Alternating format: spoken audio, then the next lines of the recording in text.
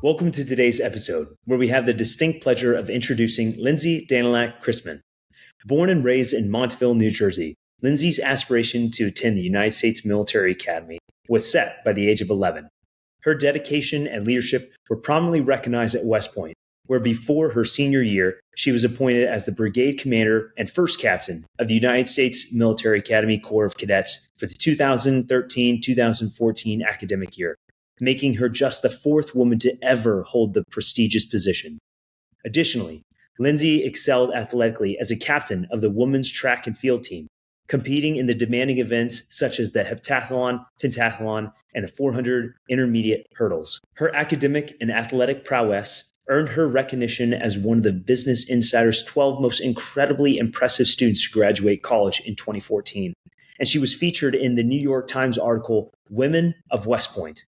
Following her graduation, Lindsay embarked on a distinguished military career, initially serving at Fort Bliss, Texas, where she piloted the formidable Apache helicopter.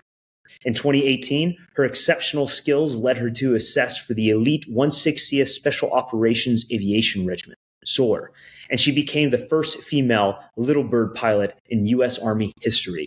Post her service, Lindsay married her best friend, Gabe, and they settled in Nashville, Tennessee.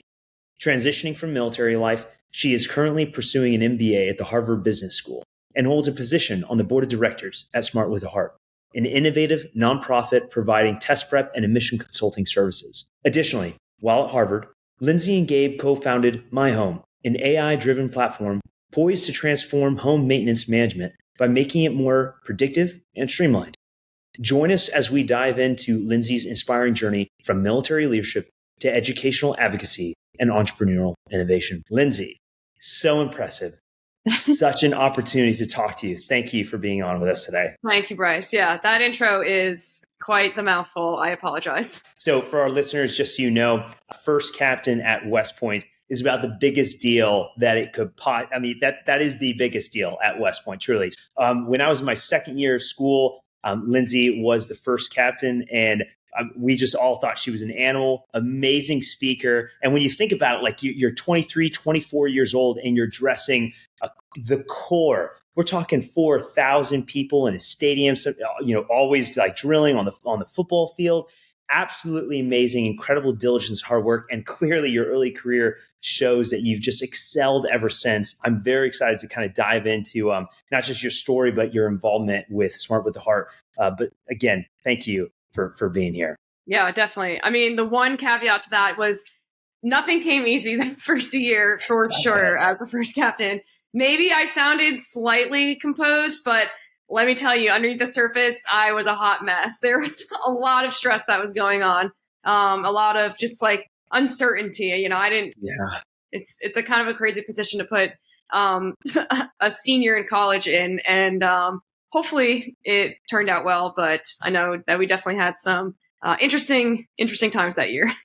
Gosh, I'm sure the title of this already is going to be something like, the humbleness of excellence or something along those lines, because I love that approach. That is awesome. So Lindsay, let's kind of talk about, we discussed, obviously you went to West Point, but what about before that? Like, what's your background look like leading up to going to West Point? Yeah.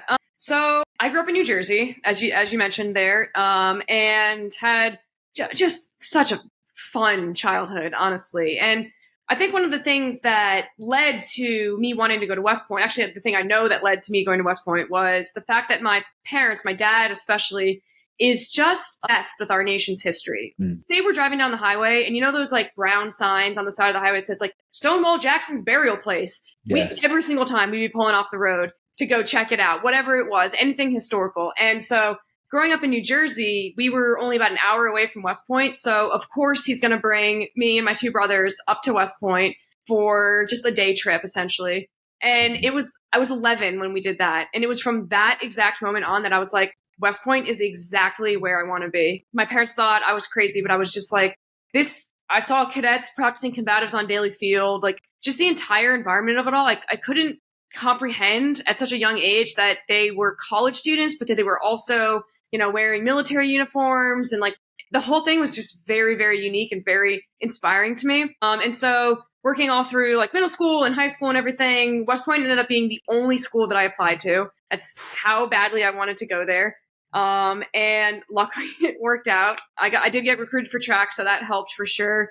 But like I had worked so hard for that one goal that like I just made sure that I was in the right classes and, that I was doing the extracurriculars and the leadership and everything. So, inevitably it did all end up working out, but I did take a risk, threw all my eggs into one basket. And that's kind of how I ended up at West Point. That's great. That's amazing. Let's walk me through a little bit about your early career in your experience in the Army after commissioning. Yeah. I feel very lucky. I had just an absolutely incredible experience literally from the day I graduated until the day I got out. Phenomenal leaders, phenomenal people that I've worked with, just like the culture of every unit that I've been in. Some people get out because they have a bad battalion commander or poor leadership within their company command. I had none of that. And I just felt like I was just very lucky throughout the entire time. So after I graduated from flight school, I PCS to Bliss, and that was my first unit. So I was in 3-6 Cav. We like to call it 3-6 Mafia. We were literally, it was the best unit. Like hands down, I would fight someone to it was just absolutely the best. Like there's no ifs, ands, or buts about it. I had a commander there who was such an inspiration to me. He essentially like pivoted my aviation career from just being like a run of the mill, like average pilot who, got on the flight schedule once in a while, got really good at making slides or whatever. He was like, that's not who you're going to be. You're going to get in the cockpit at least 3 times a week. You're going to fly nights. You're going to be put in some sketchy training operations. And that was like what pushed me to eventually assess for the 160th, because he had my back in every instance, and it just phenomenal leadership all around. I always like to talk about the 3 leadership tenets that he taught me when I first became a platoon leader. He pulled me into his office. He's like, there's 3 things that makes a good leader. I'm going to curse here, so if you got to bleep it out, but whatever. It's be a good dude, figure it the fuck out, and buy a pair of cleats. And I swear I have taken those 3 things from the moment he told them to me, like all the way through my entire life up until this exact point. Like they're the values that are instilled in our company today. I don't know, like that type of leadership I found was just so inspiring and motivating. Yeah, so 3-6 Cav, wonderful, had a fantastic time flying the 64, and then assessed for 160th in 2017 or so. And then, I got picked up and started Actually, then I went to career course for 6 months back down at Rucker. And then, moved up to Campbell and started Green Platoon for the 160th and finished that, and then started my career in special operations, flying Little Bird and Bico. So once again, got lucky and just had incredible people that I was working with there. I mean, some of my absolute best friends on the planet, dudes that I would literally, jump in front of a bullet or a moving train or literally anything to sacrifice myself for them, because they're just great people. So it's been a very exciting, past 10 years. Wow. Just a heart full of gratitude. Your whole experience. Yeah. It's, you clearly enjoyed it. You thrived, you helped others, and, and you obviously learned from that particular leader of yours. I do like those 3 bullet points. Those will definitely be in the show notes for sure. Okay, so as we near the end of, say, your career in the Army, obviously you started thinking about a transition out, what that was going to look like. I'm sure it kind of coincided a little bit with marrying Gabe. So tell me, like, what was that transition like? And what was your mental framework when you approached the applications? Like, did you know you wanted to go to Harvard, or were you considering other schools? And like, how did you narrow down that focus? And what were your fears involved with the application process? Yeah, those are really good questions. I guess like starting off with the transition piece, if you had asked me either in the beginning of my career, the middle of my career, or even like when I had first started at the 160th, like, Lindsay, are you going to stay in? I would have said 100% yes. Like that was where like my mindset was, that I was going to stay in the military. I didn't have any bad experiences that persuade me to actually end up getting out. But what I think I started to realize was, and like nothing against those who stay in, this is just me, this is Lindsay personally, my decision, my mindset on it. I kind of saw, especially like as an officer, I basically saw my future laid out in front of me, right? I saw the S3 and the XO coming in every day, dealing with similar problems on a consistent basis. To me, it just kind of seemed not unexciting. I didn't really want to be able to predict my future in that regard, sitting there as a captain in the 3 shop and kind of just already know like that's exactly where I'm going to be sitting, 2 offices down in the next, 4 years or so, whatever it is. And so that to me was a little bit of like a wake up call that I just personally didn't really want to see myself. I didn't see myself doing that. I also felt a little bit intellectually capped slightly in the military. The 160th allowed a ton of autonomy. You could think outside the box. Like I wasn't capped in that regard, and I felt very blessed for that opportunity because we were not constricted. Obviously, I had left and right limits, but they gave everyone the ability to solve problems in a very unique way, which I really respected and admired. That type of way of like development and solving problems and everything. But I still felt like there was something missing in terms of like my knowledge base. I could come home and take business classes on the side or, learn a little bit more about the finance world or, start to study stocks and Bitcoin, whatever it is. But I really kind of wanted to find a new path, I guess. And so the best thing for me was to get out and like refocus my energy on something that reinvigorated my energy a little bit. And then there's also like the family aspect too. I also wanted to have kids and everything. And I could have done that in the 160th for sure. Or, if I had gone back to the conventional army, of course, but it's still it would have hindered my career a little bit, as a woman. It's just a little bit difficult. I want to have at least 3 kids, being pregnant for 3+ years, that's just going to take a toll on your career. So I also kind of put that into consideration as well. So kind of with all of those things festering over time and starting to just like kind of open my eyes a little bit more to some of the opportunities that are available outside of the military, I started to get a little bit more excited about what could be my future versus what would be my future if I had stayed in. I made the decision, and it honestly wasn't really that hard of a decision when I was like, this is what I want to do. And then in terms of going to grad school, I love academics. I enjoy learning new things. I enjoy studying. It's not a burden to me whatsoever. So I figured that, going to business school would probably be the best way for me to transition from my military career to something in the business world and civilian world, instead of just kind of hopping into maybe a summer internship into a full-time job, where I might pick the wrong job if I, didn't do my due diligence and my research. So I wanted to use the time at business school to kind of figure out, where I actually fit and what actually excited me and what career path I actually wanted to go down. So I applied so I guess this is kind of like where Sherpa Prep comes in, because Smart with Heart didn't exist when I was going through the application process, but I did use Sherpa Prep for my GRE prep. And changed everything for me because I honestly, I would attest that I probably had one of the worst GRE scores in the history of applications. I don't know. I swear, dude, it was bad. So, and I was like, I should probably buckle down and do some studying. So I signed up for the Sherpa Prep course, and it changed the trajectory of everything. Ended up applying to 7 schools. I ended up getting into all 7. And Harvard was the goal. I never thought I would actually get into HBS, to be totally honest. I have like a cool resume, like buzzwords and everything, but like my GPA wasn't the best GPA. I didn't have a 4.0 at West Point. There's such impressive people at HBS that like I just didn't really think that my resume held up to some of those guys.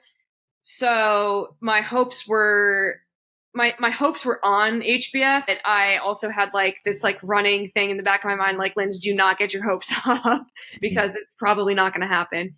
But I think really what ended up doing it was possibly my GRE score from Sherpa Prep, to kind of like push me over the edge a little bit there.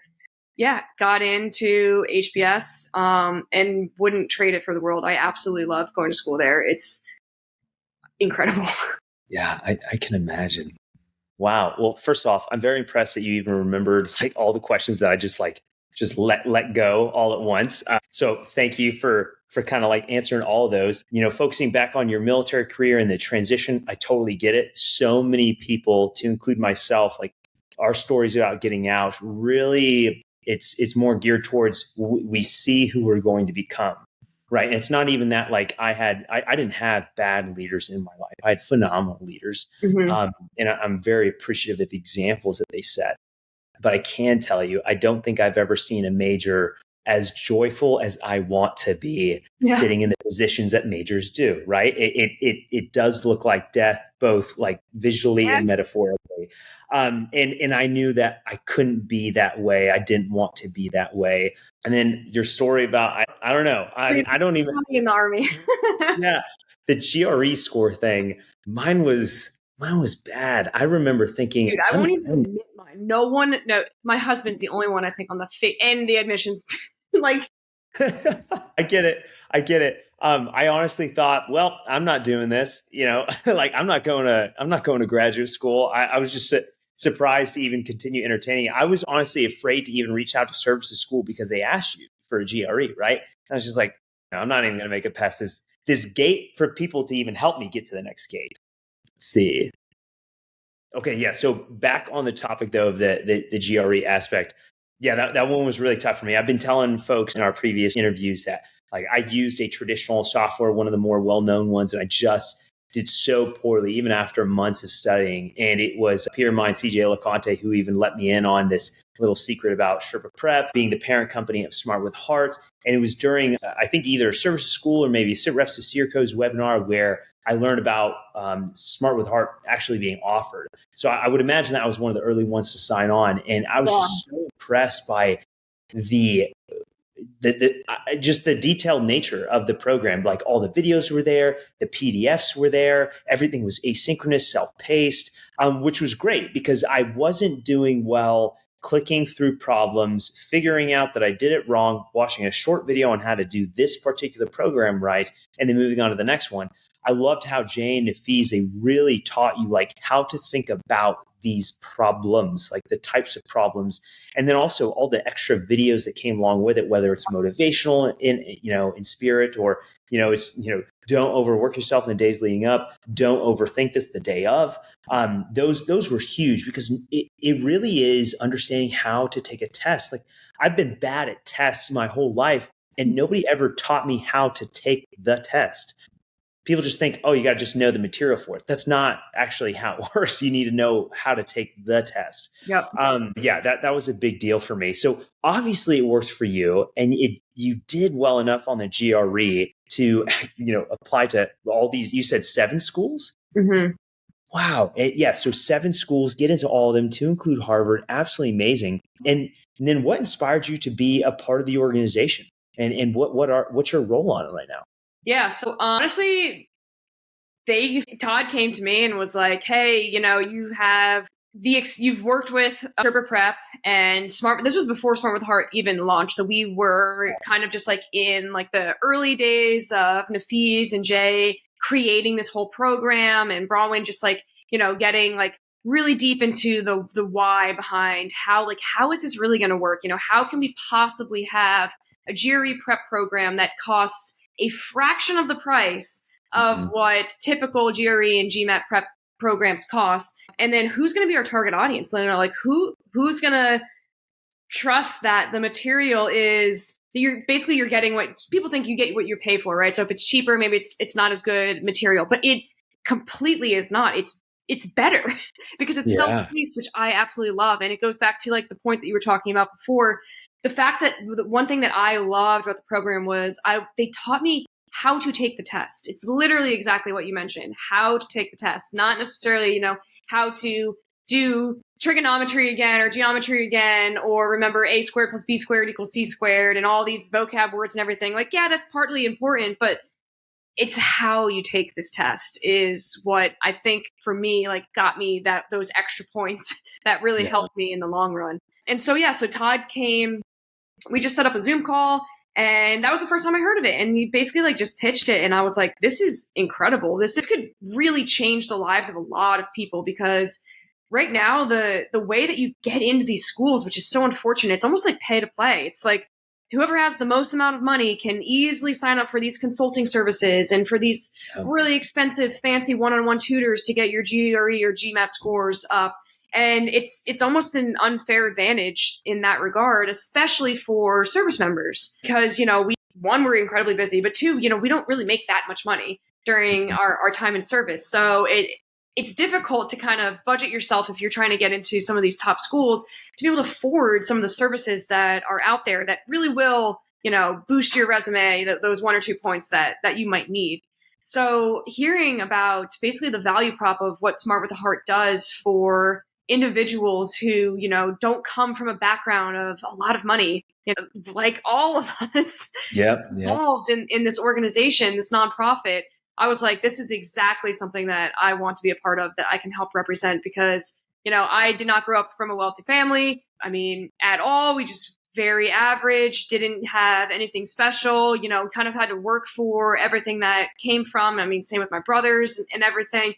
And so I was like, this is an opportunity for people out there who might not be able to afford, the $1,000 Manhattan Prep or Princeton review courses. I think 1,000 is like even half of what they're charging. I think it's like, I don't know, like $3,500 or something for like an 8-week program. With Smart with a Heart coming to the table with the material that they have at the price point that they are able to provide, it's a game changer, 100%. I think some of the struggles that we've seen that we're facing is just educating people on it, getting them to understand that like this program is as good as we say that it is. It will help you get into school. Jane and Nafis have done such a phenomenal job of putting this and Bronwyn of putting this program together for students to truly learn how to take this test, the information that they need at their own pace. And so just educating them, students out there, people that are transitioning from the military, someone that comes from underprivileged, organizations, whatever it is, to know that there's an opportunity out there for them to excel, and like not just excel, but like exceed in their GRE, GMAT prep, and their consulting to get into these schools is something that it's a struggle to get out there because it's such an important message, but it's hard to get people to listen to that.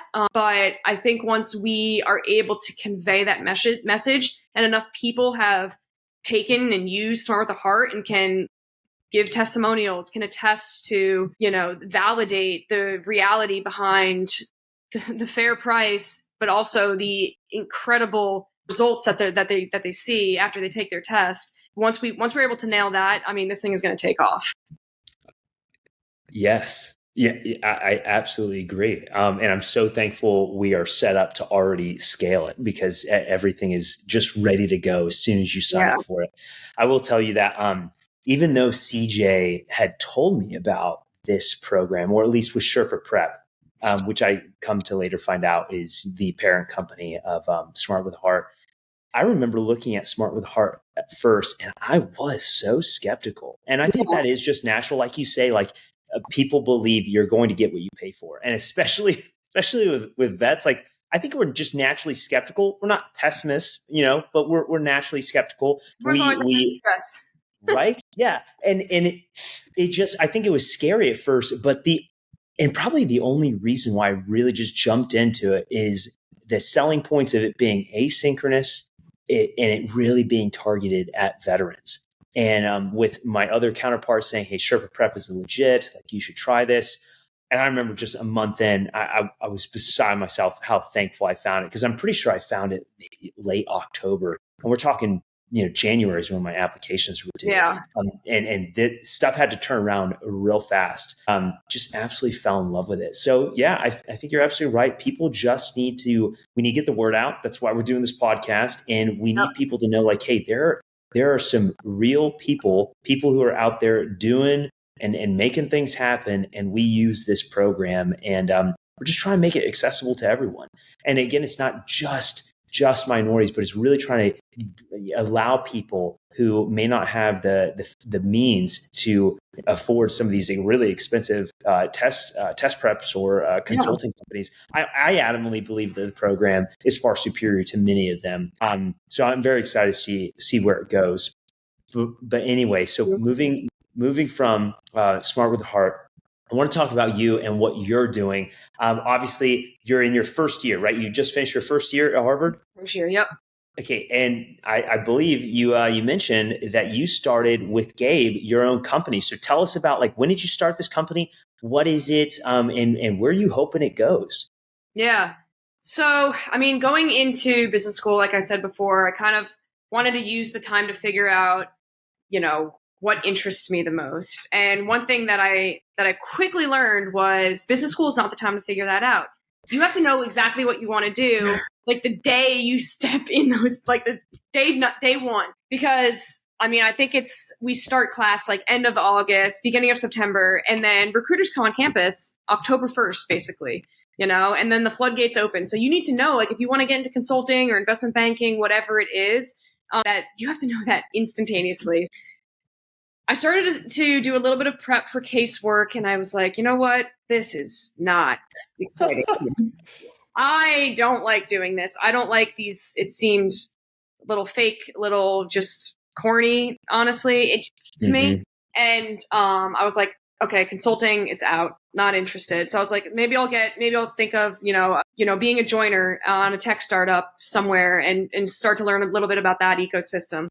But around that same time frame, Gabe had at that point been running a restoration company here in Nashville for about 4 years. So we've been in the home services space for that entire time. And all throughout then, talking to homeowners, thousands of homeowners and hundreds of small business owners, and realizing like, oh, wow, these guys are all basically saying the same thing. We're starting to see this repetition of pain points amongst homeowners and service professionals, HVAC, plumbing, lawn care, pest control, you name it. And some of the things that we started to realize was this ecosystem is completely fragmented. And there's nothing on the market right now that consolidates all of your services as a homeowner. So we're like, well, this sounds like a very unique business opportunity. I don't know if I mentioned it in this podcast or if it was before we had started recording, but I'm down to take some risks. It's just part of my genes. I don't know, like, I am very okay with making some sacrifices, some delayed gratification, like let's throw some things in the hat and take some risks. So that's what we did. We started a company called MyHome, which is has evolved over the course of a year or so into an AI-driven home services marketplace. And it's also a home maintenance hub for homeowners. So like I said before, homeowners are struggling with say a lawn care company. They have to leave a check in the mailbox every time the lawn guy comes. And then that guy, he only wants to communicate via text message. And then you have like your house cleaners, and they come on a bi-weekly basis. You have to remember to Venmo them, and they only respond to phone calls or emails. It's just all over the place. You're digging through your email if you need an electrician, the guy that you used, 2 years ago, to try and find him because you trusted him, he did a good job. I mean, it's just a nightmare. So what MyHome does is it consolidates all of your home services into one platform. So it's a marketplace. We have a really unique algorithm that will match homeowners with home service professionals, and it includes all industries.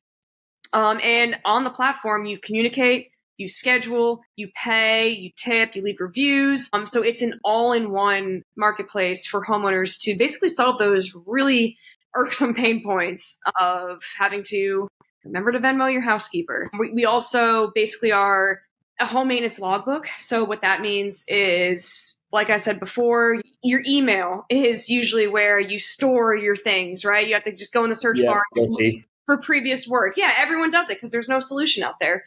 Or at least nothing that has like really caught on. You get your roof inspected or your house inspected, every other year. Where's that paperwork?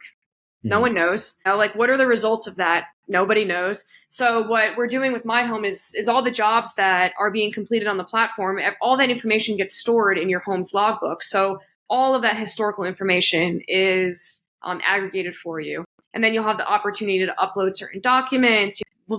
put in like where your water shutoff valve is if there's an emergency. Like most people don't even know where the water shutoff valve is in their house. This could save homeowners thousands of dollars if something happens and they need to shut their water off, just by knowing where that simple valve is. And yeah, so it's a work in progress. We're launching this August, in Nashville only, but it's been a blast working on this with Gabe, and we have our team. We have a CTO, we have a product manager, sales, marketing, the whole thing. It's really just been quite an adventure. And like I said, like kind of coming into this, I didn't really know what I was wanting to get into when I had started business school, but now I 100% know that entrepreneurship is it keeps me smiling every single day. So obviously like ups and downs, things are not that easy. As even, Bronwyn can attest to with Smart with a Heart. There are days where you're like, holy shit, how do I solve this problem? And then you have other days where you're like, I'm about to rule the world. But for me, that ebb and flow, like roller coaster of emotions, I love it. It's intellectually stimulating. That's part of the reason why you even left the military to pursue things that had different challenges, things that you've never been exposed to. Yeah. I think it's absolutely incredible. And we just my vision for MyHome, I know it sounds kind of far-fetched, and I'm sure every entrepreneur says this, but I envision every homeowner in America using MyHome to manage their home that they currently live in, their parents' home, if they have multiple properties, their rental properties, whatever it is. It's just such a convenient and simplified way for home ownership to just solve some of the main problems that homeowners are facing today. So yeah, we're launching in Nashville, and after that, I can see some big things. Great. Yeah. Good. I definitely can see how this can be used both on like a small individual level, like you were talking about, just basic home ownership, and then even like, larger resident, like investments in real estate. Like I had a landlord at one time that owned 3 different homes, but kind of like in the same neighborhood. And I remember 1 month, I think I sent in like 6 work order requests that required 6 different people to come to my place. And I'm just thinking, like, if that coincided with even a couple of other work order requests from the other 2 homes, I can't imagine how just mind numbing and miserable that would be to actually organize that. Because I know exactly what I would do. It's logging, saving things in my email, just like you were saying. So I can totally see where it's so, wow, man, I really need this too. It's so reasonable. So I'm excited to see how it gets out in Nashville, how it does in Nashville first, and then where it goes from there. But you're really envisioning that eventually this will scale and we'll spread it. We'll have, potentially even, managers in other areas to even help interview the vendors that you were talking about, because you obviously have vetted vendors that you work with. I think that's awesome. Entrepreneurs. Yeah, the vendors are a huge piece. It's basically an invite only. It's pretty exclusive. We're only bringing on the best of the best so that homeowners can trust who is coming into their house, who is, out there cutting their lawns or inspecting their roof or replacing the roof, whatever it is. The quality of the vendors is incredibly important. So there's no gig work or anything like that. It's very highly vetted and qualified vendors, registered, licensed, insured. We have a whole thing. Right. Love that. I love that for you and Gabe. That's so cool to be able to do that together. I think that's absolutely incredible, and honestly motivates me quite a bit. It's fun. It's not impossible. You figure it out as you go. You don't have to. I thought, well, let me wait until I get out of school, until I learn all the things I could possibly learn in order to start this. But there's no better time than right now to do something that you have your sights set on, because why wait? Yeah. You don't need to wait in order to figure it out. It's just going to come naturally if it's something you're passionate about. No, that's perfect. Yeah. Play big. I love that. Okay. So as we approach our time hack, we're a little bit over. I do appreciate your time, but I want to ask, is there anything else that you want to pass on to our listeners? Anything at all, please? Yeah. I guess just in terms of Smart with the Heart, give it a shot. Honestly, if you have any inclination of ever wanting to go to a graduate program that takes the GRE, we're working on getting the GMAT side of things with Smart with the Heart up and running. But for right now, GRE, there are so many programs out there. It's good for 5 years. Sign up for Smart with the Heart, save thousands of dollars, get that good score, and then just keep it in your back pocket. It's not like you need to be applying to grad school, in 2 months in order for this to be the time to do it. It's good for 5 years. So I would just say sign up, Smart with a Heart. It's a couple $100. What is it? $250? I think it's $250. Yeah. It's nothing. I mean, it's literally nothing. It's less than a GRE test. I mean, that's how nothing it is. Yeah. Do the program. It's on your own time. It's phenomenal. You can do it on deployments. You can do it on trips. You can do it literally at any point in time of your day, of your schedule, whatever it is. Just do it because it's going to be worth it one day. You'd rather do it now. I'd rather have you sign up now, take the course, take the GRE, knock it out. And then in 3 years, when you're like, you know what, I want to go to business school, you're like, oh, thank God I took the test then, and I don't have to worry about it now. It'll just make things a lot easier. Yeah, especially for some of our younger service members that are like maybe brand new in, or you're a year out from maybe going to the Captain's Career Course. Gosh, I wish I did a program like this about a year out from the Captain's Career Course, because they offer you a free GRE, and it's like mine was totally wasted because it was just horribly embarrassing, and I try to block it out of my life. I totally agree. Take it sooner rather than later. Don't wait till crunch time. No, Lindsay, the best time, honestly, would be now that I'm like thinking about it. If this existed and I had known about it when I had just graduated West Point, like when all of my brain cells were still intact and like I was still like in the academic zone, that would be the perfect time to take it. Because you're still very much with it. You're not like focused so heavily on your military career at that point. So yeah, I would say like right after graduation, just knock it out. And then it's good during grad leave. Yeah. Yeah. Okay. Lindsay, been such a pleasure speaking with you. Had such a great time. Again, it really is, it is an honor to chat with you. I do think so highly of you. There's so many people that think so highly of you. And want to follow your example. So please continue doing what you're doing. I'll include your LinkedIn information as well as MyHome information in the show notes so people can check it out. Yeah. But again, thank you for your time today. Thanks, Bryce. I really appreciate it. I'm excited to see where Smart with a Heart goes. Like, this program is incredible.